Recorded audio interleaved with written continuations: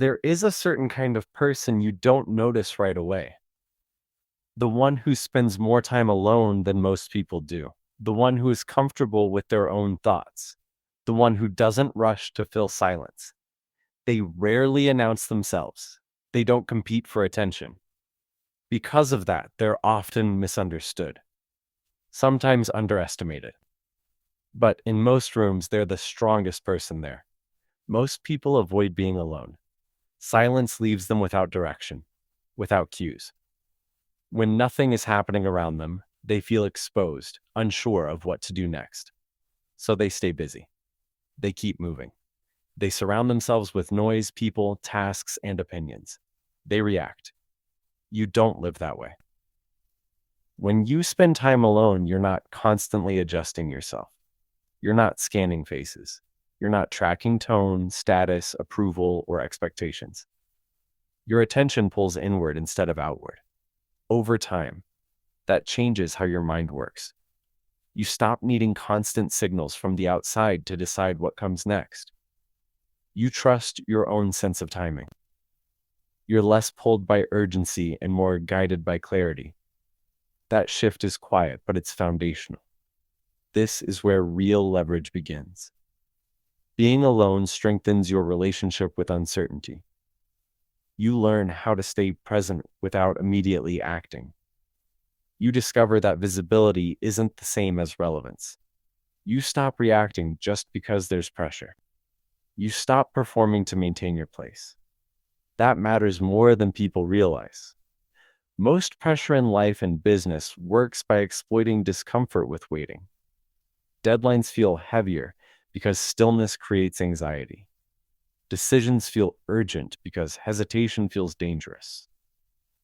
Acting quickly becomes a way to escape the discomfort of not knowing. If you're comfortable being alone, that pressure loses its grip. You can wait. And the person who can wait usually holds the advantage.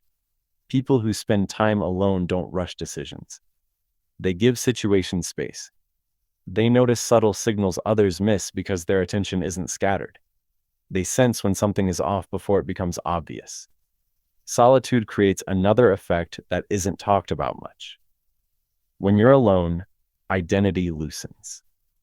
Without constant roles being reinforced, you stop reacting as a title or a position. You're not performing as a friend, a colleague, a partner, or a leader. With fewer labels shaping your behavior, the mind starts to reorganize itself. People who never spend time alone rarely develop it. They're always calibrating themselves to stay acceptable. They move quickly to avoid friction. Over time, their judgment fails. People who are comfortable alone don't have that reflex. They often seem difficult to influence, not because they're rigid, but because they're grounded. They don't need immediate approval to move forward. They don't collapse under disagreement. They don't rush to please others to feel secure. Being alone doesn't automatically make someone stronger. Many people isolate themselves and stagnate. The difference is how solitude is used. If it's filled with comparison, consumption, and constant stimulation, nothing sharpens. The mind stays noisy.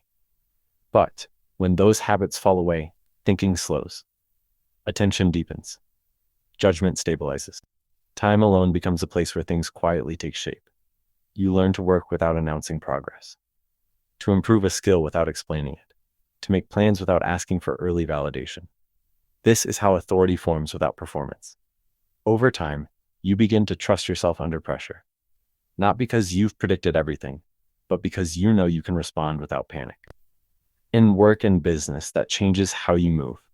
You don't agree just to keep momentum. You don't commit before understanding the cost. You don't fill silence with explanations to stay included. You let others speak. You let situations breathe. You let time do some of the work. That makes you harder to rush, harder to corner, harder to manipulate. You negotiate better because you're not attached to immediate outcomes. You walk away more easily because your stability doesn't depend on this one meeting, this one deal, this one opportunity. Even when you say very little, you have options. Relationships change too, though not as a strategy. You're no longer easy to pull or pressure. You don't reshape yourself and you don't chase approval. People notice that. Not because you're loud or impressive, but because you're steady. You don't rush. You don't overreact. You don't need to dominate to hold your ground. That's the kind of power solitude builds. If you find yourself alone right now, it doesn't have to be something to escape. It may be a phase that's quietly increasing your leverage. You're learning how to stand without constant support, how to think without interference, how to choose without being pushed. Most people never develop this. If you do, you won't need to announce it. It shows in how hard you are to rush and how often things unfold in your favor. It shows in how easily you attract suitable opportunities and people.